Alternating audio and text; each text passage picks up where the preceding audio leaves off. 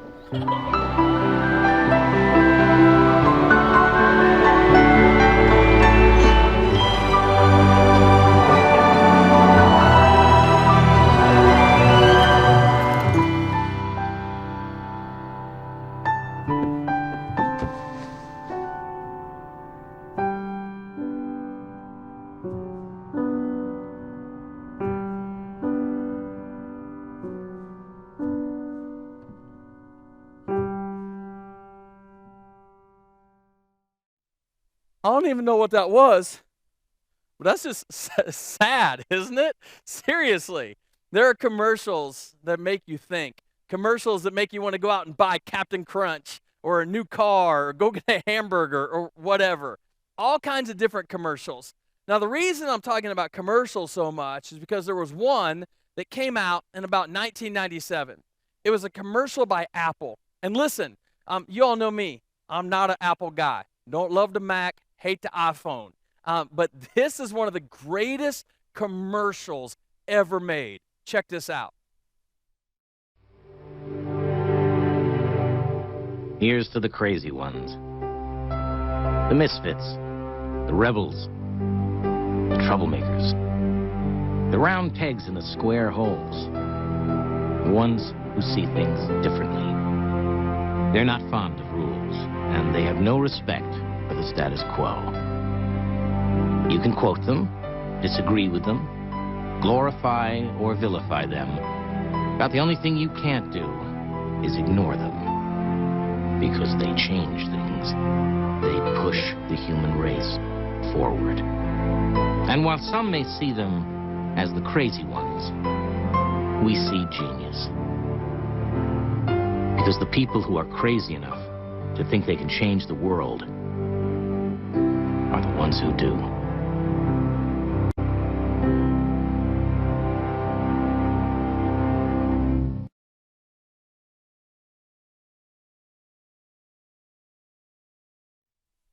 The message of that commercial is fascinating. Like that commercial, like seriously, if you just close your eyes, you could all agree that almost sounds like it belongs in the Bible somewhere because it is so powerful, right? We've been in this series called Christmas Fits. And if I could be honest with you, that commercial inspired this series. Because did you know that Jesus himself was considered a misfit? We don't really think of him like that. But one of the mistakes that I think that we make as Christians, and listen, I made this mistake for many years. But one of the mistakes that we make is when we read the Bible, when we read stories about Jesus, we think that people back in Jesus' day saw him the same way that we see him today. And that's just not true. Jesus was a carpenter for the majority of his life. He was in obscurity. And then he steps into ministry. And everywhere he went while he's doing ministry, people are like, well, what gives you authority? Like what makes you think that you can stand in front of us and teach? Who gave you this authority? You're not qualified. You're not able to teach. What gives you the right to stand and teach on things of God? And Jesus was questioned no matter where he went, but Jesus kept on teaching no matter what people said to him. He was considered to be an illegitimate child. And think about this, because just think through this. Let's kind of set this up. We've talked about this for weeks in this series, but do you think that everybody bought into the virgin birth story? No! Would you buy into it? Like if somebody told you about it, are you buying into that? No, absolutely not. Nobody bought into that. And so Jesus was considered crazy. People thought Jesus was absolutely crazy. And then to make his case kind of even worse, as you look through the Bible, like look who he surrounded himself with. Like nobody sane would surround themselves with the people that Jesus surrounded himself with. Like think about these people. First of all, there's Peter. And you've heard me say this before. If you ever feel bad about who you are as a human being, all you need to do is go to the Bible and read about Peter. Like this dude, there's no way that Peter should have been one of the people that Jesus selected to change the world. He was impulsive. He cussed. Peter tried to kill a guy in front of Jesus. Crazy. But Jesus chose Peter. Then you got James and John. These guys were so self-centered. They were a bit impulsive too, but these guys were nuts. In fact, there's a story in the Gospel of Luke where Jesus is getting ready to go into this village. And the village kind of rejected Jesus. They wouldn't receive Jesus. And so James and John say to Jesus, they look at him and say, hey, you want us to bring fire down on this village? Like you want us to call down fire and just kill everybody? Like no compassion. Like this is a Cobra Kai moment in the Bible right here. No mercy, right? They're just like, we're killing everybody. That was their attitude. These guys were jacked up. Then there's another guy. You've heard me talk about this guy a bunch. His name is Matthew. Matthew, man, we don't even have a category for how bad this dude was. He was such a bad person. He was a tax collector, right? Matthew not only turned his back on the nation of Israel, he turned his back on God. And don't miss this, while he was collecting taxes, in other words, while he is in the act of sinning, Jesus walks up to him and says, hey, Matthew, follow me. Not, Matthew, stop it. Not, Matthew, clean up your act. Not, hey, Matthew, you need to go to school for 10 years. He goes, hey, come follow me. Matthew, I want you to be on my team. Now, for time's sake, I'm not going to go through all 12. But the last one I want to kind of hit on is a guy named Simon. Simon the Zealot is really what the Bible says about him. Now, we never talk about this guy. Never talk about Simon the Zealot. But here's what's fascinating about Simon the Zealot. Zealots hated two types of people, Romans and tax collectors. And that's what Matthew was, right? And so don't miss this. Jesus didn't just go to people who thought the same way as each other or thought the same way as him. In fact, this would be like the most liberal Democrat and the most conservative Republican sitting down at the same table with Jesus. And right here, Jesus is communicating to us, hey, you don't have to think the same way to be at my table. Isn't that fascinating? Isn't that awesome? Not just mind-blowing that Jesus got a tax collector and a zealot to sit down. We can't even get Republicans and Democrats to sit down in the same room. And Jesus is bringing people like that together and setting them down at the same table. That's amazing. Now, with all that in mind, with this group of people right here, these guys, plus a few others, Jesus used them to change the world. There's a section of Scripture in Matthew. It's Matthew chapter 16. It's actually probably my favorite portion of Scripture. Jesus is standing around with these guys, and he's asking them, who do people say that I am? You know, I know people are talking about me, and I know you guys are all up to date on social media, and you're seeing all the things that people are saying, so what's it like? What are they saying about me? If you're familiar with this passage, they start telling him names of other people that people thought were crazy, that people thought were freaks, that people thought were outcasts, that people really thought were misfits. And all of a sudden, he looks at Peter and he says, hey, Pete, what about you? Who do you say that I am? And Peter says, you're the Christ, the Son of the living God. In other words, Peter's like, you're the one, man. You're the one we've been waiting for. And Jesus says, yes. And upon that statement, I will build my church, and the gates of hell will not prevail against it. Now, there's something I saw the other day when I was putting this together. If you know the background of this, Jesus is in an area of the world called Caesarea Philippi. This was not a good place. Like, Caesarea Philippi was just nasty. I don't have time to develop that and get into that today, but it was just not a good place. But don't miss this. Peter got the revelation of who Jesus was at Caesarea Philippi. Think about that.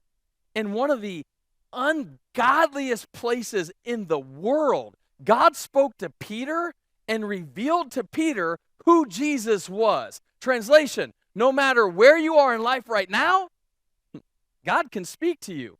If you feel like you're super close to God, God can speak to you. If you feel like you're further away from God than you've ever been in your life, God can speak to you. If God can speak to Peter at Caesarea Philippi, God can speak to us at any time, any place, during any position or any circumstance in our life. We don't have to pray the right prayers or do the right thing or wear the right clothes. All we have to be doing is be open to hearing his voice. Because if he speaks to Peter at Caesarea Philippi, he can speak to us anywhere. And Jesus tells him, Jesus says, I'll tell you, Peter, on this rock, meaning on this statement that you just made, I will build my church. I will build my church. I will build my church. I will build my church. And then this last part, he says, in the gates of Hades, or the gates of hell. A lot of scholars believe that Jesus would have pointed, because in the area they were at, or actually the gates of hell. That's a place where people believe that the demons came in and entered and exited the world and came and dwelled on earth. And people believe that he points right there and he says, and the gates of hell, the gates of Hades will not overcome it. And don't miss this, because the symbolism here is so powerful. Jesus is basically saying, hey, Peter and all you guys, listen to me. I'm going to start a movement. And those people, the people around us that are ungodly, the people that everyone is saying are outcasts, that they're misfits, that they're crazy, and they're just so outside of the box and nobody wants anything to do with them. They're nasty, they're messy. Hey, those people are going to become our people. Those people that you think have completely lost their way, those people, they're going to become our people. Isn't that awesome? Isn't that incredible? You know, Jesus is still doing that today. He's still speaking that same thing today. He's still building great churches. And he's still calling people to step out and storm the gates of hell, knowing that when we put him first, the gates of hell cannot prevail against the movement that he is doing. We have an amazing staff on our team here at Central. Amazing group of people that have bought into this idea that, hey, Jesus really is the Messiah. He really is the Son of the living God. A team that believes that only Jesus can bring about the change that people so desperately need. A group of misfits, if you will, who are just crazy enough to believe that we can still storm the gates of hell in 2021. Here's what they have to say.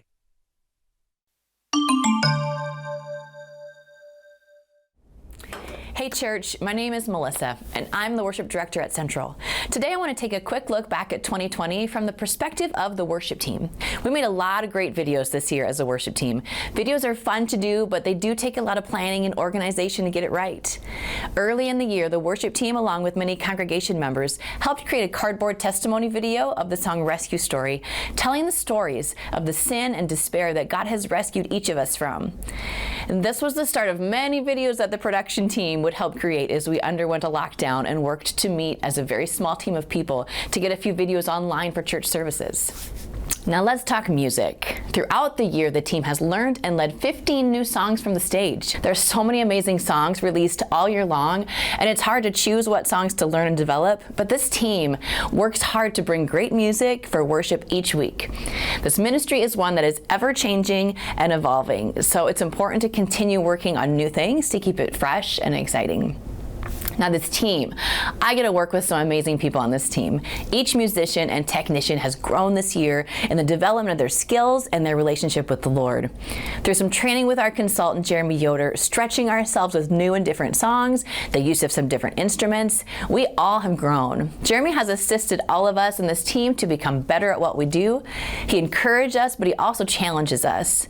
While everyone here is extremely talented and devoted to the music and the worship experience, none of us are the best at what we do. There are always ways to learn and grow. Specifically in the area of instruments, we have added a violin this year. It's exciting to add new members to the team, to see this team grow and develop in new and different ways. Seriously, what great blessings we saw in the worship team in 2020. So, goals for 2021. We want this team to continue to grow. We want more musicians. If you play an instrument, please come and talk to me about how we might be able to work on the onboarding process with you to play on this worship team. It is such a privilege to work with this worship team, and I find so much joy in worshiping with all of you on the weekends. I am looking forward to a great year ahead in 2021, and I want to thank you for opening up your own hearts to worship this year. So here's to a great year ahead. God bless.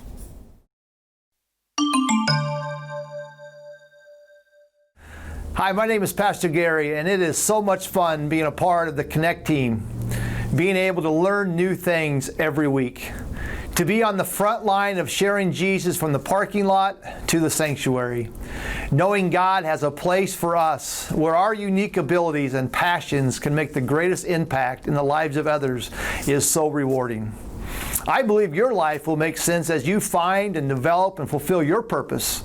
You're not just a volunteer. God has created you for something greater. And even though this year has had its challenges, our Connect team has continued to create and build and reinforce a culture of hospitality. Everyone has been so faithful and loving, both on our campus and on our online services. We began a new schedule that allows the Connect team the flexibility to pick 2 times a month that they will serve at each service. We call these teams the Red Team, which serves the first and third weekends, and the Black Team, which serves the second and fourth weekends. We've also implemented a new church communications for our team and our guests so that we can stay connected. This year, we wanted to give our first-time guests the opportunity to make an impact and be a blessing. By choosing one of our organizations that we support, we make a donation in their name and give them a Central t-shirt. On their second visit with us, they receive a follow-up gift. Our goal is to be able to show God's love each and every week to our guests and show that we care that they took the time to be a part of what God is doing here at Central. Plus, we want you to know that when you bring a guest, we are ready to serve them and welcome them to Central. As we move into 2021, I believe God has so much more for us. One area that we'll be implementing is our plan and experience for our guests. When a guest goes online and fills out that form letting us know that what service they will be attending, our Connect team will be waiting for them to assist them in any way we can. From having their name on the guest parking stall, to a welcome sign just for them, from making their kids check in easy, to escorting them to the sanctuary. We want to build relationships with our guests and help in taking their next steps. And it is so awesome to see God move. And there is so much more that you can be a part of in 2021. In Philippians 1:9 it says, "My prayer for you is that you will overflow more and more with the love for others. At the same time, keep on growing in spiritual knowledge and insight." Hello, my name is Chelsie Jaeschke. I am the 712 Youth Director here at Central. And I'm just going to take this time to talk about some of the victories that we've had in the past year, and then look forward to 2021 and years beyond and some of the things that we look forward to implementing. So, one of the most, I think, important victories that a youth director can have is just seeing evidence of changed lives of the students. And we have absolutely, over the past year, seen students boldly and courageously taking their next steps of faith. We've had baptisms. We've had students taking it upon themselves to bring the gospel of Jesus Christ to their friend circles. And sometimes I just take a moment to step back on our Wednesday nights and Friday nights and just look around the room and see just a room full of students from all ages, all races, all genders, all backgrounds coming together through Jesus Christ and just doing life together and supporting each other and helping each other. And to me, again, as a youth director, that's one of the greatest victories that I could possibly ever imagine, is seeing the evidence of Jesus working through their lives on a daily basis. One of the more other tangible victories we've had in the last year is we've implemented a student-led worship team. And it's completely student-led, so they take the time to pick the songs out each week and to practice each week and provide that time for us on a weekly basis to just worship the Lord through sound and through music, which has been an awesome addition to our Wednesday night youth group. And then one last final victory that we've had that you guys at Central have been a huge part of is we've moved into our very own 712 Youth Center that we completely own, and it's been awesome to just have the space where we can have food and faith and fun and games to be able to do things that we weren't able to do because we were limited by our space. So those are just kind of some of the things that we've really been excited about this last year. But of course, there's always things that we can improve as well. And one of those is we have 2 distinct programs. We have our Wednesday night youth group night, and then we also have our Friday night outreach program, which is ultimately a time for students to come together with their friends and hang out. And we see such an incredible opportunity to bridge that gap between the 2 programs, to just bring conversations about Jesus into that space, so that way Jesus is reaching as many hearts and as many homes as possible. And also one other improvement we'd like to see too, just with anything in life, is just more communication. To be more transparent as a leadership team about some of the topics that we're discussing, some of the issues that are coming up in our large and small group discussions. To really have that three-way communication between the students, between their families, and between our youth ministry. And so just building that relationship with the families of the students as well is something that we really hope to improve in the next year. Some of the dreams and goals that we have are things that we're going to start implementing right away is a mentorship program. We have some incredible older, junior and senior students whose walks of faith can really help some of the younger students within our ministry. And we realize that there is kind of a gap just in age and experience between the leadership team that we can really use to bridge with our high school students, mentoring some of those middle school and younger students. And then one other goal that we really have that COVID has kind of put a damper on is mission trip. We have a lot of students who have heart postures towards servanthood, and so we really, really want to expand our mission, our field beyond just the walls of the Carroll community, and be able to go on mission trips where they can utilize their strength and just see the ways that Jesus is impacting the world around them through them. So those are some things that we really hope and are excited to look forward to in the coming years. And I've said this before, but as I wrap up, I just want to say thank you to Central Church. You guys have been so supportive ever since I've stepped into this role as youth director, and I can't wait to just see the ways that God has continued to use our youth ministry to impact the lives of people around us and impact the lives of our students. And so if you're ever interested in helping out, just feel free to reach out to me. Feel free to just pop on by on a Wednesday or Friday night just to, again, see the ways that Jesus Christ is moving in the lives of our students and the people around us. I hope you guys are having a wonderful holiday season, and I look forward to seeing everybody in 2021.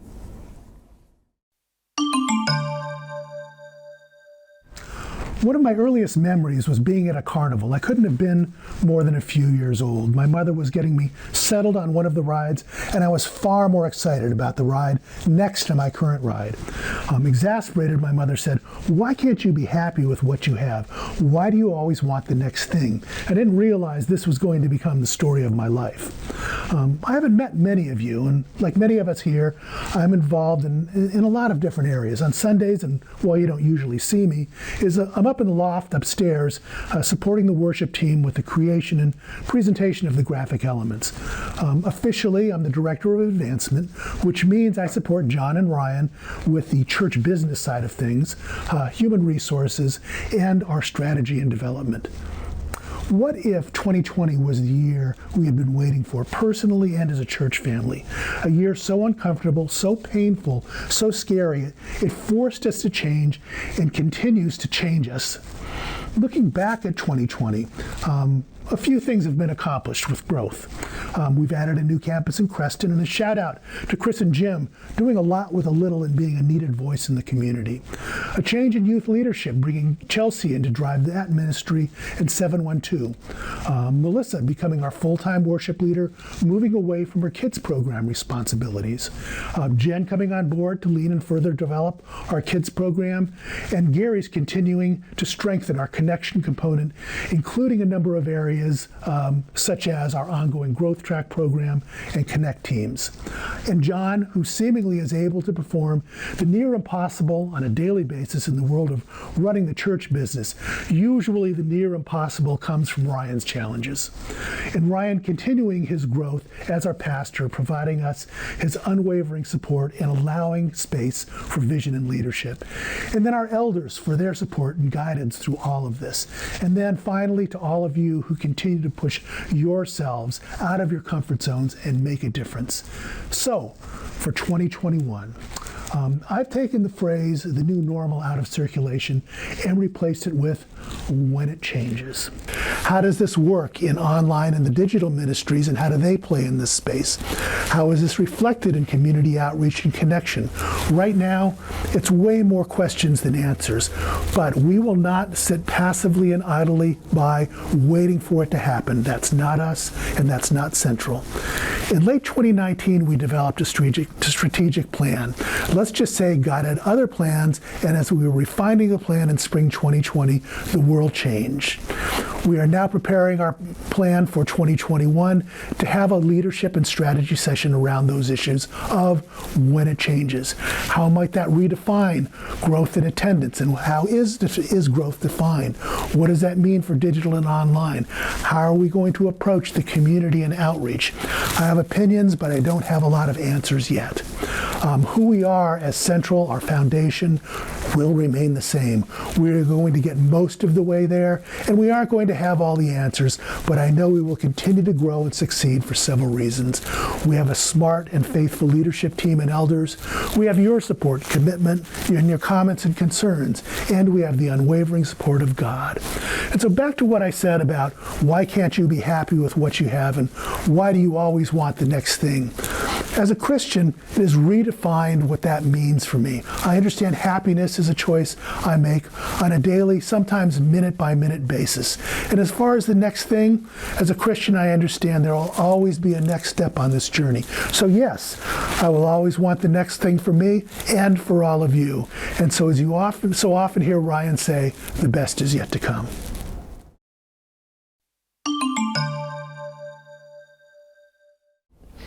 Hey Central, Jen Mason here. Kids Central 2020 has been a year of changes and flexibility. I took over as the Kids Ministry Director in May, and I've been blessed to be a part of welcoming kids back when we opened our doors. Even with the changes and uncertainty of the year, Kids Central has been sharing the love of Jesus on site and online as we continue to keep kids connected and growing in their faith.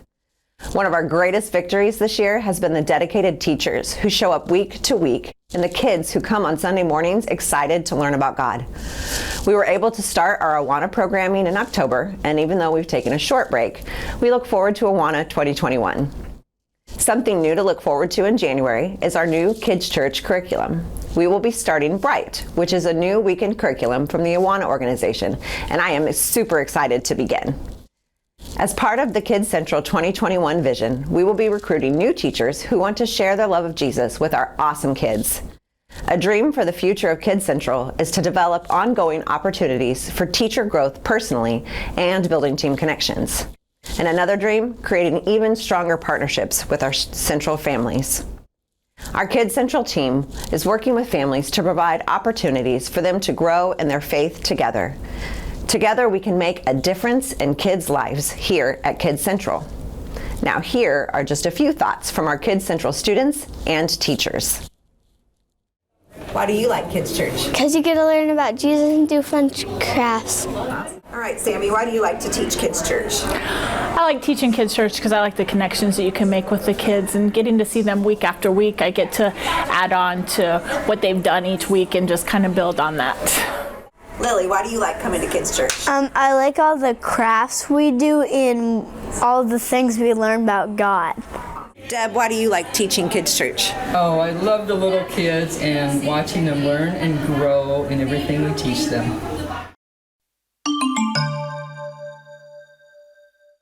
Hi, I'm Jon Sampson, Executive Director here at Central Church. Some of you may be wondering, what exactly does an Executive Director of church do? Well, my main capacity is day-to-day operations of the church and ensuring Pastor Ryan doesn't get bogged down in the details. I've taken on production duties like online service preparation, overseeing on-site video production, and more. And I'm also involved with the social media here at Central. As I look back in 2020, the way we were able to transition to online only during the spring quarantine was really a big deal. Thankfully, we were working toward a greater online presence, so we were prepared when it was forced upon us. Our social media presence has grown as well. Plus, our YouTube channel has developed nicely in the past year. We also relaunched our website, which is much easier to use, has more features, and is a valuable tool for Central to reach people for Christ. You'll find that at yourcentralchurch.com. As we approach 2021, I'm excited to see how far we can take our video production and find new ways to engage people. I want to provide an excellent experience for everyone watching online, as well as when they encounter our website and social media. Improving our online worship videos is another area I'll work on. I intend to learn more skills and train others, developing a creative production team who desires to glorify God in all they do. I plan to recruit more people to grow our production volunteer rotation, from camera operators and video switchers to light operators and video editors. And if I piqued your interest here, please talk to me or email me at john@yourcentralchurch.com. I'm eager to take our production and social media teams to the next level. Multiplying your team of talented bought-in volunteers is one of my chief goals for 2021 and beyond. I dream of offering the best digital products we can, whether online services or social media, to truly engage the people of West Central Iowa for Christ. I'm excited to see how God will move here at Central Church in the coming year and look forward to taking our next steps together. Now, our goal for 2021 is to reach as many people as possible with the gospel of Jesus Christ. We want to take the name of Jesus and we want to make the name of Jesus famous in our communities. 2021, listen to me, church, 2021 is going to belong to the misfits. And so, Central Church, here's what I would say to you at the end of a very long, very trying year. Here's to the crazy ones, the misfits, the rebels, the troublemakers, the round pegs in the square holes, the ones who see things differently. They're not fond of rules, and they have no respect for the status quo. You can quote them, disagree with them, glorify or vilify them, but the one thing you can't do is ignore them, because they change things. They push the gospel forward. And while some may see them as the crazy ones, we see genius. Because the people who are crazy enough to think they can change the world are the ones who do. Let's storm the gates of hell together, church. Let's make 2021 the best year ever by proclaiming the name of Jesus like never before. Because in Jesus, the best really is yet to come. I love you, and I can't wait to be with you again.